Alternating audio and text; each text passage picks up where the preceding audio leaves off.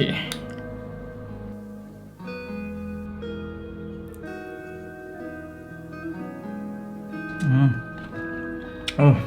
Okay, hari ni video simple sahaja. Saya tak buat projek pelik-pelik. Cuma saya nak buat video yang khas, cerita tentang saya punya biografi saya punya perjalanan hidup. Sebab soalan ni terlalu banyak orang tanya saya. Setiap kali saya live, mesti ada orang tanya, abang lahir kat mana? Abang duduk kat mana? Belajar kat mana? Kursus apa ambil? Macam mana belajar teknologi? Macam mana belajar bisnes? So, video ni saya nak cerita daripada stage awal saya, di mana saya dilahirkan. Stage di mana saya macam anak pokok ni. Baru naik, ini saya tanam ni daun sop ni, baru je naik. Daripada banyak-banyak saya buat, ada 4-5 pokok je naik. Daripada stage anak pokok ni sampai ke stage saya sekarang. Apa perjalanan hidup saya? Okay, first, saya dilahirkan di Kelantan, Machang. Walaupun saya lahir kat Kelantan, tapi saya tidak membesar kat Kelantan. Sebab masa saya lahir tu, parents saya baru kahwin, masih lagi nak cari jalan hidup dia orang kan, nak cari letak hidup dia orang macam mana lepas kahwin. Mula-mula dekat Kelantan, tapi parents saya berpindah ke Melaka untuk membina kerjaya dia orang dekat Melaka. Lahir kat Kelantan, membesar kat Melaka. Jadi kalau orang jumpa saya, cakap Kelantan dengan saya boleh faham. Tapi saya takkan reply guna logat Kelantan ataupun guna bahasa Kelantan. Sebab kalau nak tanya orang mana, saya akan lebih prefer saya jawab saya orang Alor Gajah, sempadan Melaka dengan Negeri Sembilan. Environment saya membesar ni bukan environment yang boleh kata senang. Dia boleh kategori susah jugalah. Parent saya, ya, parent baru zaman 1990 macam tu kan, agak struggle sikit kan. Dengan lepas tu ada masalah ekonomi dunia lagi. Time saya kecil tu, kalau makan memang biasanya Maggi, nasi goreng, telur. Dia pusing-pusing tu, Maggi, nasi goreng, telur. Kebiasaannya sardin. Itu empat. Maggi, nasi goreng, telur, sardin. Itu rotate. Ayah saya ustaz, tapi ustaz yang tahu komputer. Ayah saya belajar sains komputer, tapi dia ustaz lah. Dia cenderung pada agama sikit. Sebab ayah dia pun, datuk saya pun ustaz. Jadi mostly knowledge agama ni datang daripada ayah saya lah. Sebab dia orang keturunan ustaz-ustaz. Sampai saya bukan ustaz lah. Mungkin adik saya jadi ustaz, tapi saya bukan ustaz. Ayah saya daripada kecil lagi memang jenis selalu share pasal agama. Sebab memang kalau balik Kelantan ke kan, perjalanan jauh-jauh, memang dia cerita pasal sahabat, cerita pasal kisah-kisah Nabi dalam kereta tu kan. Hukum-hukum, macam mana datang ni hukum ni, hadis ni, compare hadis ni. Dia adalah sikit-sikit, tapi tak adalah terlalu deep. Dah besar ni yang saya banyak dengar ustaz-ustaz compare hadis ni dengan hadis ni. Kalau sekarang lah, kalau dulu mostly datang daripada ayah saya. Dan dalam masa yang sama, ayah saya ni orang komputer. Dia sains kan, sains komputer, cuma ada agama. Dia ustaz yang tahu teknologi, boleh kata macam tu. Ayah saya nama Wan Zahidi. Emak saya pula nama Rosni. Sekarang dah doktor lah, Dr. Rosni. Dia lebih pada psikologi. Saya pun tak pasti sangat full dia punya PhD tu apa benda. Tapi tu lah, dia lebih pada sains psikologi keluarga. Itu mak saya. Pada peringkat awal hidup saya, dalam umur tu 3 tahun ke 5 tahun macam tu lah, mak saya buat nursery, jaga anak orang lah kan. Ayah saya, dia kerja sebagai ustaz dan dia buka sekolah agama. Sekolah agama Fardu Ain dekat Alor Gajah dulu. Lepas tu sekolah agama tu terpaksa ditutup, jadi susah nak survive sikit. Masa buka sekolah agama tu still bukan senang. Sebab walaupun ayah saya sebagai, boleh kata, guru besar sekolah agama tu, tapi sekolah agama tu bukan nak dapat untung sangat. Ayah saya pula jenis orang yang baik sangat. Orang hantar anak pergi sekolah agama tapi tak bayar yuran. Walaupun tak bayar yuran, ayah saya still accept duk ajar agama je. Tapi itulah, nak running sekolah agama kena ada duit. Nak bayar gaji cikgu, nak bayar bil api, bil air, nak buat maintenance, semua tu perlukan kos. Bila orang tak bayar yuran sekolah, memang tak boleh running lah lepas tu. Kena tutup sekolah agama tu. Masa fasa struggle ni, saya tak berapa rasa struggle. Sebab saya kalau dapat makan nasi, makan telur hancur-hancur, telur kicap hancur, saya dah okey dah. Jadi kita makan, perut tu terisi. Lepas tu ada masa untuk main. Sebab saya pun masa ni, saya banyak main dekat luar, menjilat binatang. Saya dari kecil lagi suka eksperimen. Memang saya pergi kat luar rumah tu, memang macam-macam saya eksperimen. Saya jumpa binatang ni, saya tengok macam mana kepak dia, macam contoh ada kumbang kan, saya tengok kepak tu macam mana kembang mengeluarkan dia punya kepak tu. Dia macam bukan kepak macam ni je terus. Kepak dia buka atas dia, lepas tu bawah tu ada sayap dia lagi kan, dia kembang je tu, baru dia buka. Masa kecil saya duduk kaji, saya buka kumbang tu nak lari, saya buka kumbang punya kepak, saya tarik kepak dalam dia tu. Oh, dia kepak dia tembang macam ni. Waktu saya tengok, oh kepak dia nipis. Kalau kepak dia tebal, susahlah dia nak terbang kan. Dia kenalah nipis lah. Masa tu saya dah mula eksperimen tau. Lepas tu saya jilat. Masa tu saya pelik sikit.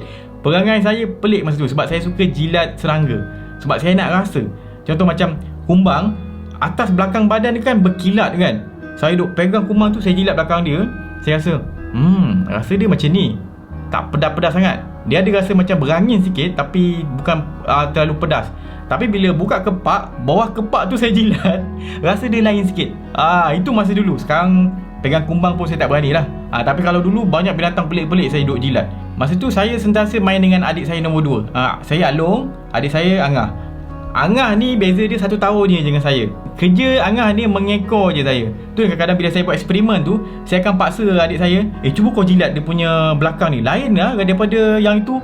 Ada masa tu dia terpaksa buka, saya gesekkan sikit kat belakang. Lepas tu dia terus komoh-komoh. Dia macam dia tak nak buat, tapi sebab abang sulung dia paksa dia macam redor lah. Tapi nampak muka dia lepas tu geli lah.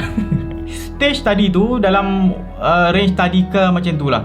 Berpindah saya selalu banyak sangat pindah randah sebab mak saya buka nursery, lepas tu terpaksa tutup buat tempat lain pula. Lepas tu balik kampung kat Melaka pindah, kat Melaka kat Luar Gajah kan. Lepas tu balik kampung, lepas tu pergi pindah rumah lain, balik kampung pindah rumah lain, berulang-ulang macam tu. Masa saya sampai tadika macam tu banyak kali. Saya rasa situasi tu sampai saya darjah 1. Sebab darjah 1 saya masih ingat, saya agak susah lagi. Sebab saya hanya boleh makan dekat sekolah. Masa saya darjah 1, saya hanya boleh makan dekat sekolah selang 2 hari. Maksudnya 1 hari saya dah lupa. Saya tak pasti. Saya dapat duit tu 1 hari 10 sen ataupun 1 hari 5 sen. Masa zaman tu saya dah lupa. Mungkin 5 sen, mungkin 10 sen. Tapi yang penting saya hanya boleh makan 2 hari sekali. Kalau hari ni saya makan, esok saya tak boleh makan. Saya kumpul duit, esok satu lagi baru boleh makan kat kantin. Saya masa darjah 1 tu memang dalam kelas tu paling selalu kena denda. Pensel tak ada kan. Sebab pensel saya nipis pendek je pensel saya. Setiap hari saya datang kat sekolah masa darjah 1 tu, saya masuk sekolah, masuk kelas, saya akan pergi meniarap dekat lantai. Saya akan tengok mana pensel saya. Sebab pensel saya paling kecil, orang tak akan ambil pensel saya. Pensel saya biasanya bersepah-sepah kat lantai. Tak tahulah pensel saya ke pensel orang lain, tapi pensel kecil lah. Saya akan ambil pensel, tu pensel yang paling kecil yang jatuh kat lantai. Saya akan ambil, saya akan guna pensel tu untuk hari tu, untuk belajar. Bila nak asah pensel tu memang susah lah, sebab tak boleh nak pegang dah kan. Saya kena masuk dalam, pinjam asah pensel member, lepas tu gigit, pusingkan. Itu memang hari-hari kerja saya. Pergi sekolah, menirap kat lantai, tengok mana pensel yang pendek. Ada kadang-kadang ada satu pensel pendek, kadang dua pensel pendek sebab orang duk buang kan. Saya akan ambil, ni jadi pensel saya untuk hari tu. Darjah 1 tu kira first time lah saya tahu yang hidup aku ni sebenarnya susah. Sebab saya boleh compare dengan kawan-kawan lain. Masa tadika kita akan rasa macam dijaga tau, tak rasa sangat. Bila masuk darjah 1, kita akan mula belajar survive sendiri, seorang-seorang. Sebab kita masuk sekolah, kena survive sampai tengah hari, pergi rehat apa semua. Time tu yang saya boleh compare diri saya dengan orang lain. Bila saya pergi rehat, memang saya akan duduk dekat luar bilik darjah seorang-seorang je. Saya akan duduk je sampai waktu rehat habis. Sebab masa tu tak boleh makan. Kalau hari ni saya tak makan, esoknya baru saya boleh keluar dengan kawan saya pergi makan sama. Esok lagi saya akan tunggu lagi depan pintu bilik darjah tu. Sebab tak boleh masa rehat, tak boleh masuk dalam bilik darjah. Jadi saya kena tunggu kat depan. Ada masa tu cikgu sekolah saya datang kat saya, dia cakap, Wan tak pergi makan ke? Dia kata. Sebab orang panggil saya Wan, Wan Muhammad Syafiq. Jarang orang panggil Syafiq. Masa saya kecil dulu orang panggil Wan je. Sekarang dah besar ni sebab dah ramai sangat Wan, barulah ramai orang panggil saya Syafiq. Kalau dulu orang panggil Wan je. Cikgu Jamiah tu pun tanya, Wan tak pergi makan ke? Saya pun kata, hari ni tak boleh makan cikgu. Hari ni tak makan, esok pun makan. Lusa tak makan, lepas tu baru boleh makan. Cikgu tanya, kenapa? Ada puasa ke? Taklah, duit tak ada. Duit tak cukup, 10 sen, esok baru dapat 20 sen. 20 sen baru boleh makan nasi lemak. Nasi lemak 20 sen, air 10 sen. Biasanya saya minta kawan sikit air, ataupun saya pergi dekat tepi tu ada pipe, minum lah. Lepas makan nasi lemak, pergi kat pipe, buka minum. Itu sampai time tu lah, 20 sen pun boleh makan. Bila saya cerita macam tu kat cikgu tu, muka dia macam nampak sedih kan. Lepas tu pun dia bagi 50 sen kat saya. 50 sen banyak brother. 50 sen masa tu saya macam, kaya 50 sen. Dengan 50 sen tambahan, saya ada 10 sen. Campur 50 sen, saya dapat 60 sen. 10 sen ni beli air, 50 sen ni boleh makan nasi ayam, 20 sen nasi lemak, 50 sen nasi ayam. Time tu memang heaven lah. Saya rasa macam orang kaya. Sebab dekat sekolah tu saya boleh nampak ada kelompok yang budak semua makan nasi ayam, kecil-kecil je, kelompok sikit je. Yang lain semua makan nasi lemak. Sebab nasi lemak murah, nasi ayam mahal, 50 sen. Hari tu cikgu Jamiah tu bagi duit kat saya. Saya join orang yang makan nasi ayam. Walaupun saya tak kenal, saya join dia. Duduk ramai-ramai makan nasi ayam. Saya buat muka keras je. Itulah saya masa darjah 1. Lepas darjah 1, mak saya dah decide untuk buka purdah dan bekerja. Sebab macam susah ni nak survive ni. Lepas ni anak-anak akan sekolah lain kan. Jadi mak saya macam terpaksa nekat buka purdah dia. Dia pun bekerja sebagai pensyarah. Jadi mak saya ada income, ayah saya ada income. Ayah saya buat kerja-kerja tu ceramah, repair komputer, sikit-sikit kan, bisnes kecil-kecil sendiri-sendiri kan. Masa lepas darjah 1 tu, dah masuk darjah 2, baru mula stabil. Sebab masa darjah 2 tu dah ada kereta. Sebab mak saya dah ada duit, ayah saya dah ada duit, dah boleh mampu beli kereta. Kereta pertama family tu saya boleh ingat nombor plate dia sampai sekarang, MAG5033. Saya tak tahulah siapa punya kereta tu sekarang, tapi itu nombor plate dia. Lepas darjah 2 tu yang saya mula improve hidup saya. Dah mula macam, bukan kaya tapi sederhana lah.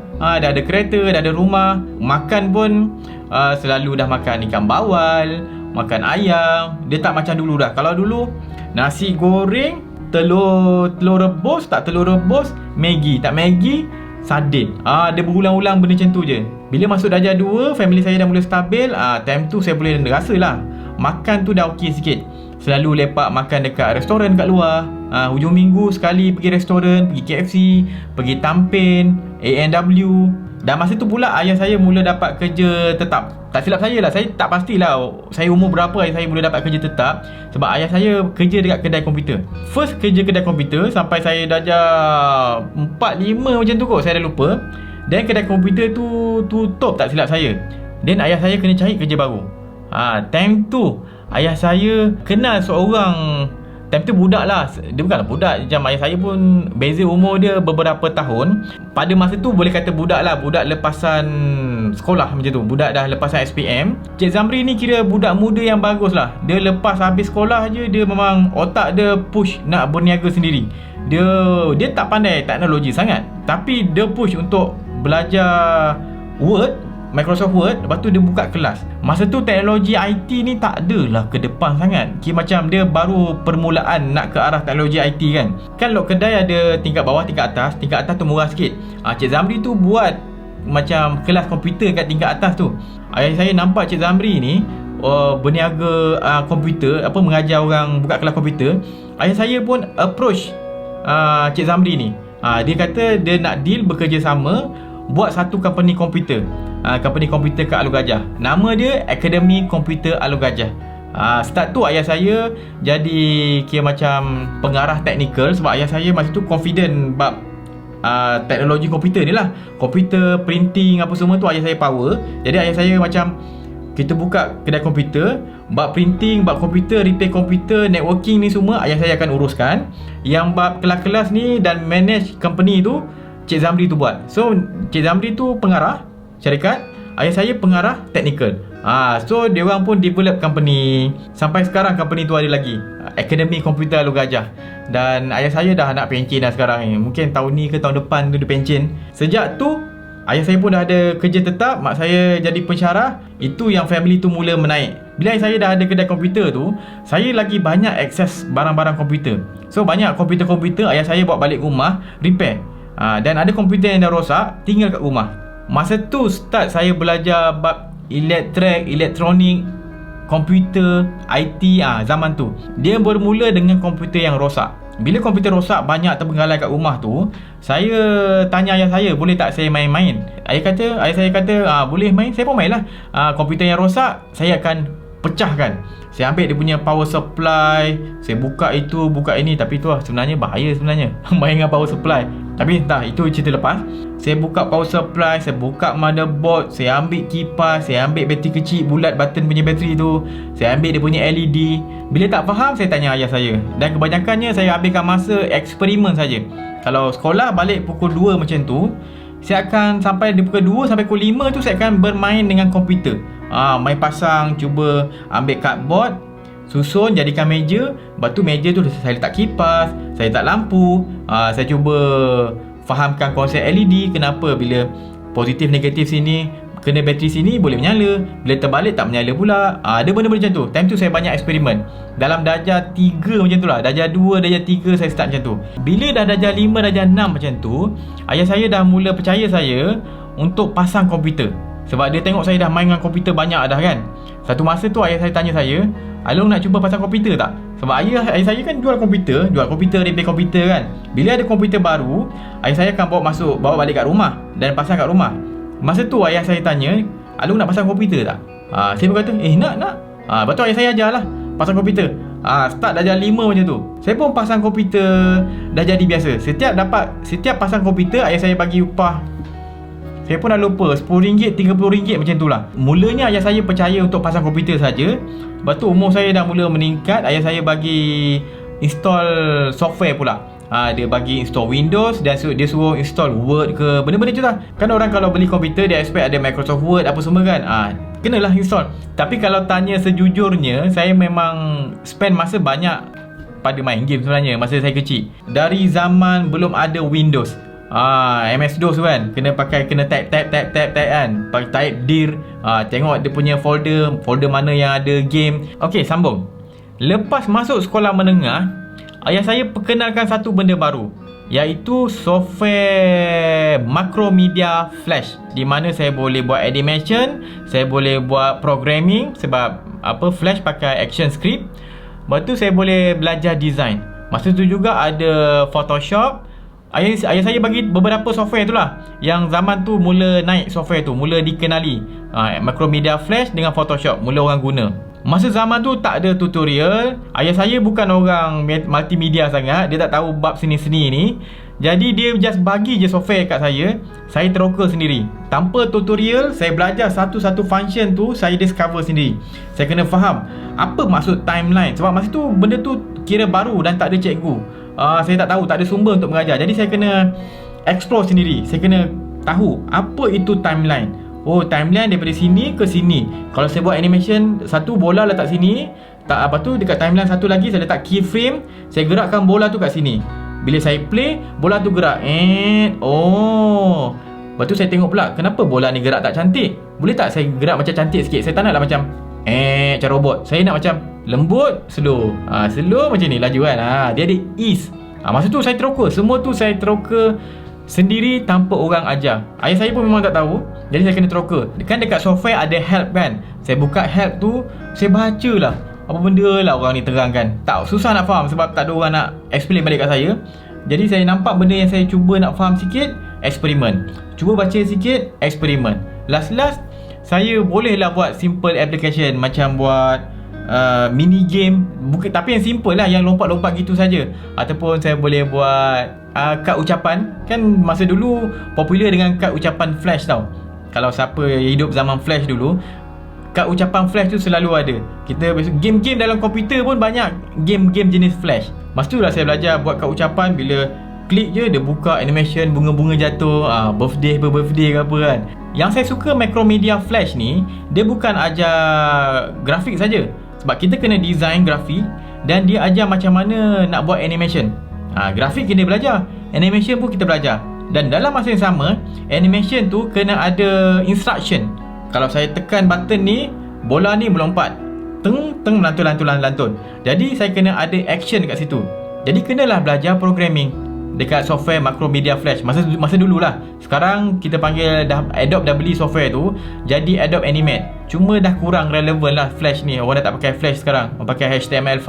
Masa zaman sekolah menengah rendah, itulah bermulanya saya punya, bolehlah multimedia IT ni mula berkembang, mula develop. Boleh kata rutin saya main game, menghadap Flash, main game, menghadap Flash. Dia berulang-ulang benda macam tu. Dan bila kita masuk multimedia ni, saya kena design kan, saya kena lukis itu ini. Saya perlu cantik saya punya lukisan tu. Sebab kalau saya nak buat contohnya saya nak buat Goku kan, masa tu popular Dragon Ball. Saya nak buat Goku, nampak muka Goku, saya nak buat rambut dia macam ada karen-karen, kilat-kilat animation dia kan. Saya kena lah belajar melukis. Saya tengok pula kawan saya kat sekolah, kat kelas saya, nama kawan saya lupa, Art. Nama kawan saya tu Art. Dia pandai melukis. Saya tengok lukisan tu jealous. Masa tu lah bila saya jealous dengan dia. Setiap malam saya tak ada kertas lukisan. Sebab kertas lukisan kan mahal nak beli kertas lukisan. Lepas lukis nak buang kertas macam membazir sikit tau. Ataupun nak buku kan, banyak kertas nak guna. Untuk menjimatkan kos dan memudahkan saya ambil plywood, saya potong jadi macam saiz macam ni.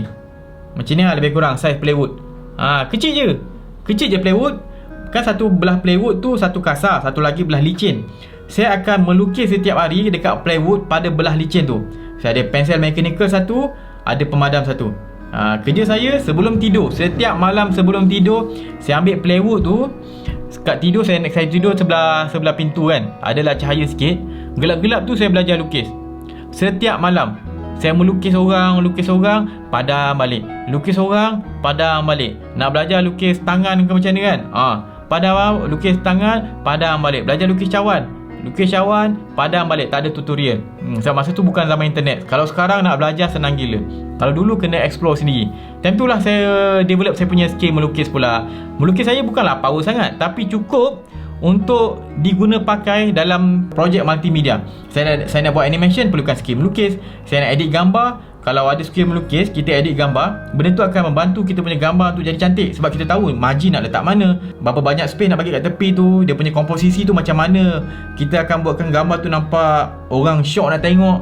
Benda tu daripada skill melukis saya develop masuk dalam saya punya skill multimedia. Kalau sekolah rendah, saya dekat sekolah rendah kebangsaan Alor Gajah 1. Sekolah menengah saya duduk dekat Datuk Dol Sain, dekat Alor Gajah, depan taman saya je.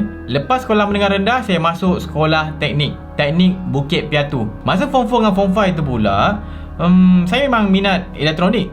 Suka saya kata saya duk main bertukar-tukar elektrik kan. Saya minat elektronik. Dekat sekolah teknik tu saya belajar elektronik. Saya punya fizik okey, elektronik pun okey, and math saya okey, cun.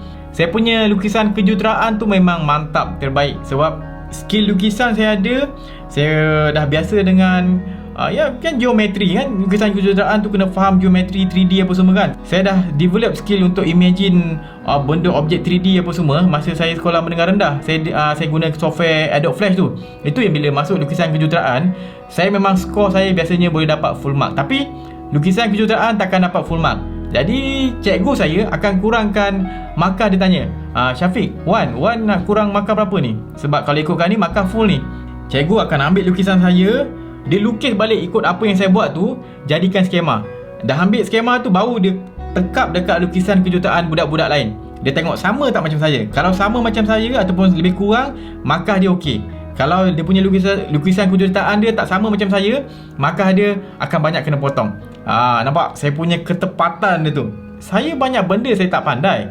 Contoh macam bahasa, saya kurang penguasaan bahasa. Contoh English kan, saya tak power sangat. Tapi bila benda tu melibatkan matematik, benda yang detail, benda yang perlukan fokus, dan dia akan perlu kita punya creativity tu, kena cuba explore macam-macam solution. Itu saya punya strong point. Saya kalau buat garisan tu, saya akan pastikan garisan saya selurus yang terbaik lah. Angle tu saya kena pastikan tak lari setengah darjah pun, betul-betul saya tepat. Itu style saya. Sebab tu kalau saya design, saya betul-betul sensitif. Kalau dia punya design tu, ini tak center ni, asal margin sini tak sama dengan margin belah sini. Kenapa komposisi kau macam ni? Patut komposisi kena macam ni sikit. Itu saya agak kritikal buat benda tu. Dan kebetulan masa kat teknik tu, saya ada seorang kawan namanya Zakwan. Kawan Zakwan ni, dia pun main Flash juga. Sama juga macam saya, dia main game dan dia main Macromedia Flash juga. Dia programming. Dan dia suka juga melukis. Saya pun tengok, uish. Jadi saya macam tercabar. Sebab saya tengok skill dia cerita lah. Dia cerita pasal dia punya programming apa semua. Dia buat mini apps kan. Saya tengok dia punya cara cerita dia tu, dia punya skill Adobe Flash dia tu melebihi saya. Bukanlah power sangat, dia power sikit dari saya. Jadi saya pun rasa macam tercabar.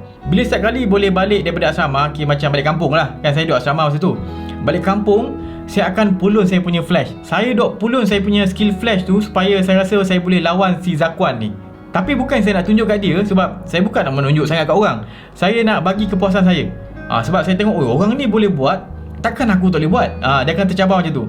Walaupun dia tak tahu pun level saya Flash macam mana, tapi saya akan pulun sampai saya rasa macam, bila nampak dia cerita pasal Flash, dia punya projek Flash dia kan, saya dengar, saya masing-masing sebab kawan saya masing-masing saya rasa macam, okey, projek ni aku boleh buat ni.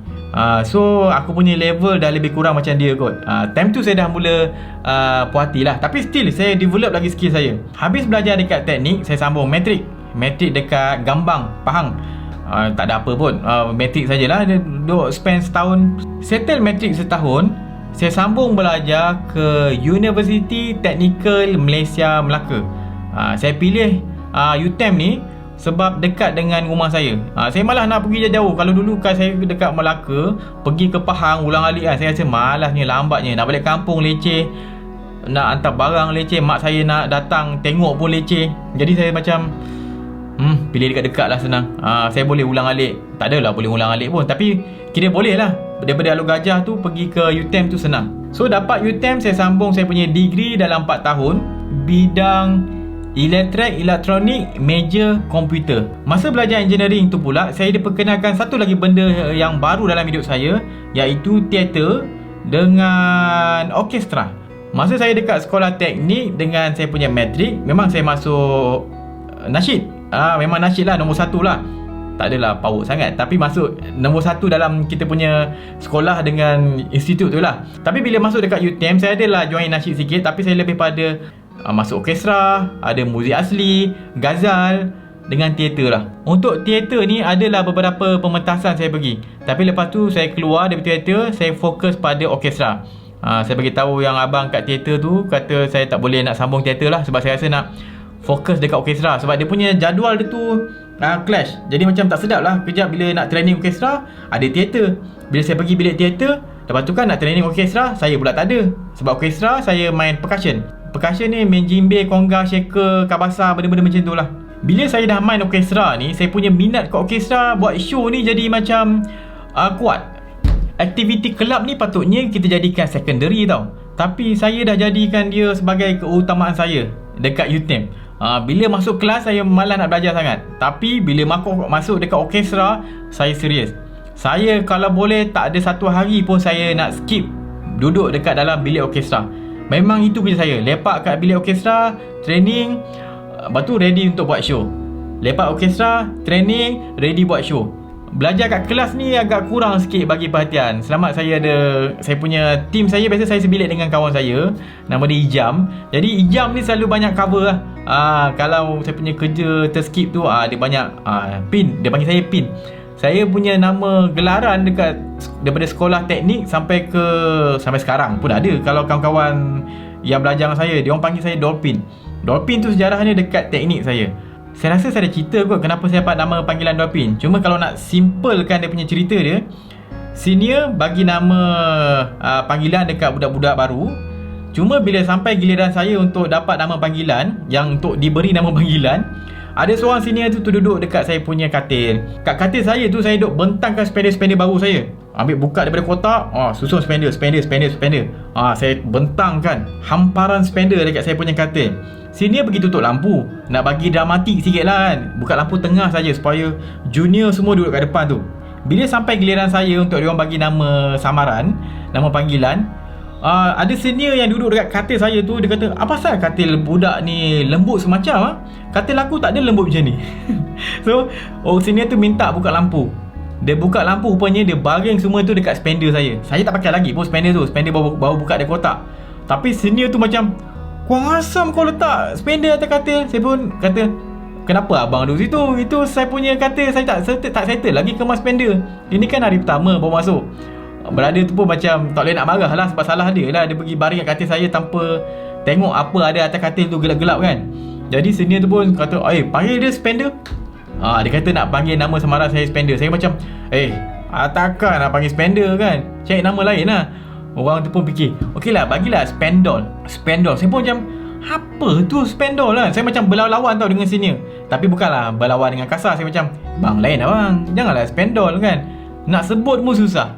Spendol lah, malu lah spendol, orang panggil spendol kan. Lepas tu dia pun okey lah, kita terbalikkan. Spendol jadi Dolspen. Itu nama saya Dolspen melekat satu hari je. Satu hari tu Dolspen, senior saya duk panggil saya Dolspen. Tapi dia orang rasa macam susahnya nak sebut Dolspen. Sebab Dolspen tu terbalik daripada spendol. Spendol tu datang daripada perkataan spender. Jadi dia orang rasa susah nak sebut Dolspen tu. Dia pun kata, panggil kau Dolphin lah.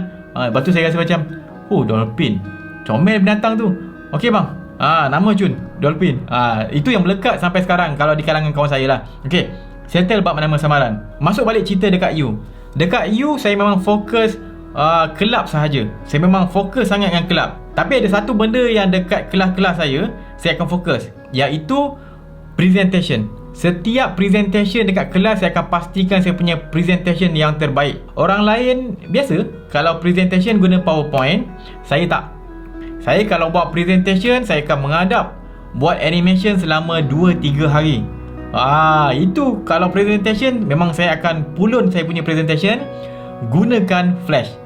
Saya punya animation, macam-macam jenis animation saya buat untuk presentation saya. Ada masa tu, time tu saya minat main Dota. Saya buatkan saya punya presentation tu bentuk macam game main Dota. Lecturer terkejut, member pun terkejut. Macam mana dia boleh buat presentation macam main game Dota? Ada menu Dota keluar kan, macam sebiji macam main Dota. Masa tu Dota kan Dota 2. Dia punya objek-objek dalam game tu semua saya keluarkan, saya buat balik animation untuk jadi presentation. Itu presentation saya. Dan macam tu lah sampai habis graduate. Bila saya dah habis belajar, saya plan nak buat bisnes sendiri. Tapi bisnes saya tu sebenarnya saya nak buat studio rakaman. Studio rakaman, studio macam jamming macam tu lah. Studio training untuk muzik, lebih pada muzik. Sebab saya main orkestra, jadi saya nak ke arah muzik. Tapi macam tak boleh pergi lah.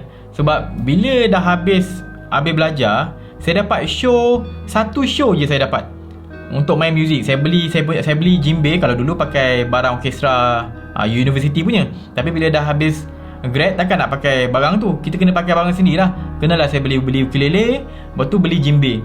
Adalah sekali buat show. Cuma bila lepas sekali buat show tu, saya rasa macam, tak boleh ni survive macam ni. Sebab nak dapat show tu jarang. Lepas tu pula bila nak buat show tu, saya kena buat training banyak. Spend masa lama tau untuk training persembahan muzik macam tu. Masa tu satu show tu saya dapat dalam 2,000 tu bahagi dengan 4 member. Saya dah lupa lah 2,000 ke berapa lah. Tapi seorang tu dapat berapa ratus je. Memang sikit. Jadi saya macam tak boleh pergi ni kalau depend pada muzik saja. Masa tu selain daripada saya target nak buat show, saya ada buat banyak video-video lagu. Saya nyanyi, tapi bukan muka saya lah. Saya ambil muka kartun, buat animation kartun 3D ke apa, main ukulele. Tapi saya punya suara dengan saya main benda tu. Adalah beberapa video masa tu saya buat. Masa tu lepas grad, saya tak rasa saya boleh survive macam tu. Saya grad, saya duduk kampung. Saya duduk tanam serai. Tanam serai, lepas tu jual. Tanam serai, jual. Tanam serai, jual. Tak boleh lah macam ni. Kenalah saya push gunakan satu kemahiran saya yang lain, iaitu multimedia. Nak guna skill multimedia ni, saya duk fikir apa yang saya boleh gunakan skill multimedia saya untuk jana pendapatan. Saya tak nak kerja dengan orang. Masa tu family saya memang duk bagi ni tawaran temu duga. Saya tutup mata, saya tolak tepi. Saya tak nak kerja dengan orang. Saya nak control saya punya life sendiri tanpa orang lain masuk campur. Tu yang saya rasa macam aku kena fikir cara untuk gunakan skill apa yang aku ada time tu. Skill saya bab muzik dan persembahan ni, saya rasa macam tak boleh pergi lah. Boleh, bukan saya kata orang tak boleh survive dengan muzik dan persembahan, boleh. Tapi untuk saya masa tu, saya rasa macam kurang relevan. Sebab dia punya masa yang perlu diperuntukkan, bajet apa semua kena ada kan. Saya macam tak boleh ni. Saya kena cari solution lain yang boleh memudahkan saya survive. Jadi saya ambil saya punya skill kedua, iaitu multimedia dengan IT saya. Bila saya dah decide untuk gunakan multimedia dan IT, saya pun pilih website. Saya pilih website untuk jadikan core business saya, website dan design. So, masa tu saya spend 3 bulan untuk develop saya punya skill buat website. Hari-hari saya buat website, lepas tu saya buang website. Saya buat website, lepas tu saya buang balik. Macam-macam, berpuluh website saya buat, lepas tu saya buang. Sebab bagi saya, nak belajar skill, nak develop skill adalah perlukan komitmen yang banyak dan kena berulang banyak kali sampai kita betul-betul faham dan kita laju buat benda tu. Sama macam sebelum ni, masa saya nak belajar melukis, saya ambil plywood, saya lukis setiap malam sebelum tidur. Skill takkan datang bergolek. Kita tak boleh kata, untunglah kau ada bakat, bolehlah kau buat benda tu. Ingat, orang tu lahir-lahir terus ada bakat ke? Mana ada. Orang tu perlu train. Kalau macam orang tu boleh melukis, tanya orang tu berapa lama masa dia spend untuk dia mantapkan lukisan dia. Berapa banyak lukisan yang dia dah buat sebelum orang lain kata lukisan dia, cantik lah lukisan kau ni. Beratus, mungkin bukan beratus, mungkin beribu. Mungkin bukan ribu, mungkin puluh ribu dia lukis baru dapat lukisan yang cantik. Focus, spend, effort. Effort tu yang akan develop kita punya skill, bukan bakat. 3 bulan setiap hari saya buat website dan saya buang website tu balik. Maybe dalam 50 ke 60 website saya buat dan buang. Sambil-sambil tu jaga kebun, tanam serai, jual serai. Time tu lah. Internet masa tu saya 1 megabit per second saja. Pada waktu siang internet tu akan teruk sebab saya punya line telefon dekat rumah tu memang waktu panas memang tak stabil. Memang tak boleh guna internet. Biasanya kena guna pada waktu malam sebab dah sejuk, dia punya connection tu stabil sikit. Itu kat kampung saya lah. Tapi selamat bila kita nak belajar website, kita tak perlu internet sangat. Kita boleh set up local server. Saya buat local server, lepas tu saya buat website dalam server tu kat rumah saya. Jadi saya boleh berulang-ulang lah buat website banyak kali. Lepas 3 bulan saya dah rasa macam confident ni, ambil job buat website. Saya pun keluar rumah saya, pergi kat Melaka, cari kedai yang saya rasa macam berpotensi untuk mempunyai website. Antara bisnes yang terawal dapatkan survey website kat saya adalah bisnes spa Muslimah, ada dekat Melaka. Saya pun dah lupa nama dia, Spa Muslimah. Dia macam setuju untuk saya tawarkan survey website kat dia. Sebab saya datang kat spa perempuan tu, dia Muslimah punya spa, laki tak boleh masuk. Saya ketuk, orang pelik asal laki datang kat dia punya kedai ni. Saya katalah saya nak tawarkan servis untuk promote bisnes dia dekat internet. Waktu orang tu tengok muka saya mungkin boleh percaya kot budak ni kan. Dia bawa masuk atas, sebab masa tu tak ada klien. Jadi orang semua memang pakai tudung. Okey, dia bawa masuk atas, pergi kat office dia. Saya pun present, main suka hati, main balon je. Saya tunjuk kat dia bisnes dia sekarang tidak dikenali kat internet. Saya dah buat research awal dah, dia punya bisnes kat internet tak ada. Dia tak ada website. Kalau orang cari keyword dekat Google kan, tak ada dia punya bisnes. Masa tu saya tunjuk lah, nampak ni, kalau orang nak cari puan punya bisnes, type dekat Google. Sebab orang semua pakai handphone sekarang. Dekat Google tak ada pun bisnes puan. Orang tak jumpa kat mana. Lepas tu saya bagi contoh bisnes orang lain yang ada website. Contoh bisnes orang ni ada website. Nampak? Ada website, klik. Dia ada website, orang tahu kat mana. Lepas tu pula boleh klik map, boleh buka Google Map. Orang boleh lah jumpa bisnes saya kan dekat internet. Senang nak jumpa kat mana. Lepas tu saya pun kata macam tu, yes. So bila klien tu dah nampak macam tu, dia pun setuju. Itu antara klien pertama saya. Dalam beberapa bulan jugalah saya duk buat website, dapat duit kan. Ada mula website harga 400, lepas tu naik harga 600, lepas tu naik harga 1000 lebih. Mulalah dalam beberapa bulan. Agak laju tau saya punya harga website tu naik. Sebab saya tengok macam, aku boleh charge tinggi lagi ni. Saya boleh compare dengan orang lain. Saya compare dengan website yang harga mahal, saya compare dengan website saya. Saya tengok orang ni jual harga mahal, tapi website yang saya buat lagi cantik. Lagi cantik, lagi proper. Saya pilih server yang lebih laju, tapi harga saya lebih rendah daripada orang tu. Jadi saya pun dah mula boleh naikkan harga website. Servis-servis saya dah mula bertambah. Kalau sebelum ni saya buat website saja, saya tambah. Saya buat fotografi untuk produk, saya buat design, lepas tu saya buat lagu untuk bisnes, lagu untuk produk. Saya buat iklan TV, iklan radio pun saya buat. Dalam setahun macam tu saya buat bisnes kat kampung. Saya mula start keluar ke bandar. Saya pergi ke Kuala Lumpur, saya pergi ke Selangor, saya jumpa klien, saya jumpa lepak dengan kawan saya dekat KL kan. Saya dah mula berani pergi KL. Saya buat kelas, open kelas mengajar website, ajar design, Photoshop, benda-benda macam tu. Tak banyak lah kelas saya buat, tapi ada lah 5-6 kelas saya buat macam tu. Masa zaman saya buat kelas tu, masa itulah saya jumpa saya punya wife. Sebab wife saya ni adalah yang sekarang ni adalah orang yang datang belajar website dengan saya. Dia belajar buat blog, dia belajar SEO dengan saya, buat website kan. Pada awalnya saya tak adalah rasa nak ngorak ke apa. Memang budaknya comel kan. Tapi saya tak adalah nak ngorak ke apa. Saya macam biasa orang datang belajar dengan saya je. Cuma bila dah selalu datang belajar dengan saya tu, dia pun cerita dia punya latar belakang dia. Dia sembang-sembang hidup dia macam mana, sebelum ni macam mana, sebelum ni macam mana. Saya rasa macam tersentuh pula hati saya untuk rasa macam, aku rasa macam nak jaga perempuan ni. Start satu ketika tu saya terasa macam tu kan. Saya macam, boleh ni kot, aku nak try kot jadikan dia isteri kot. Tapi ending dia, saya berkahwin dengan wife saya. Bila berkahwin, saya pindah ke Putrajaya, Desa Pinggiran Putra, dekat dengan Putrajaya lah. Masa saya duduk dekat Desa Pinggiran Putra, masa tu saya kenal dengan satu klien saya. Ini klien saya ni antara orang yang buatkan saya naik next stage, iaitu Las Susu Kambing. Owner dia 2 laki bini. Satu Faiz si laki, yang isteri dia nama Yati. Faiz dengan Yati, 2 orang ni. Masa dia orang datang kat rumah saya, kecil rumah saya, datang rumah saya, dia kata dia nak buat website sebab dia nak bangunkan dia punya bisnes. Sekarang saya rasa bisnes tu dah okey dah. Cuma masa zaman tu, masa awal-awal tu dia jumpa saya, bisnes tu baru nak start. Dia kata dia nak gunakan servis saya sebanyak yang mungkin sebab dia orang nak letak kepercayaan dia orang pada saya. Saya pun kata buat website dulu. Lepas saya buat website, dia punya bisnes mula nampak cun lah sebab website saya agak okey jugalah. Bukanlah cantik gila, tapi cantik lah berbanding yang lain, yang biasa. Then last tu dia minta servis lain. Dia minta buat lagu produk, dia nak masuk dalam radio, iklan raya, iklan masa puasa, masuk dalam TV. Last minta banyak servis daripada saya. Jadi masa proses tu, saya develop banyak skill baru. Masuk TV, saya tak pernah masuk TV. Lepas kenal dengan Last, dia dah punya bisnes mula naik. Dia guna servis saya dalam masa sama. Dia buat marketing semua, bisnes dia mula naik. Saya dapat peluang untuk buat servis macam-macam. Saya rasa macam hampir kemuncak saya punya servis tau. Saya rasa macam saya dah tak boleh go on lagi dah.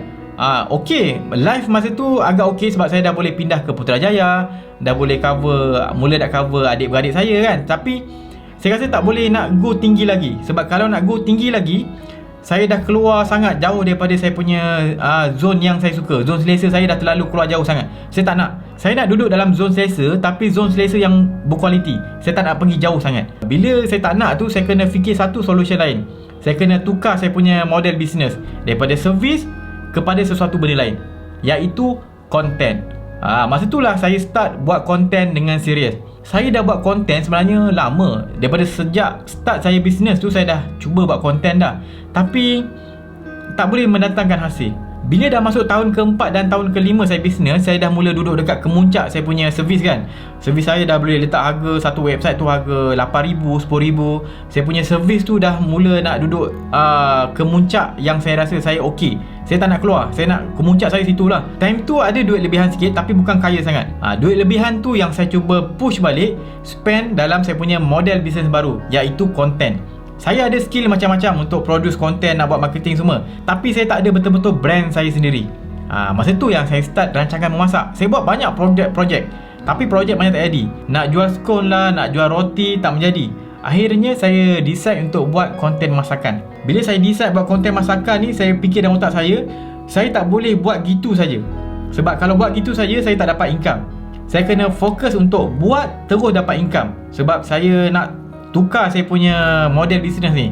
Jadi trik saya, first video dalam rancangan masak saya tu 9 minit resepi. Video pertama tu saya buat video masak ayam kot, ayam Morocco macam saya dah lupa nama resepi tu.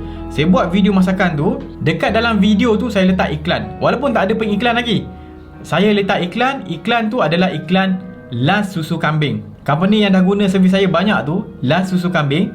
Saya letak iklan diorang. Dan satu hari bila saya dah post video tu, video tu tak dapat banyak views mana pun, dalam 14,000 macam tu. Saya ambil video tu punya data, saya lepak dengan owner Last Susu Kambing. Saya tunjuk kat diorang video tu.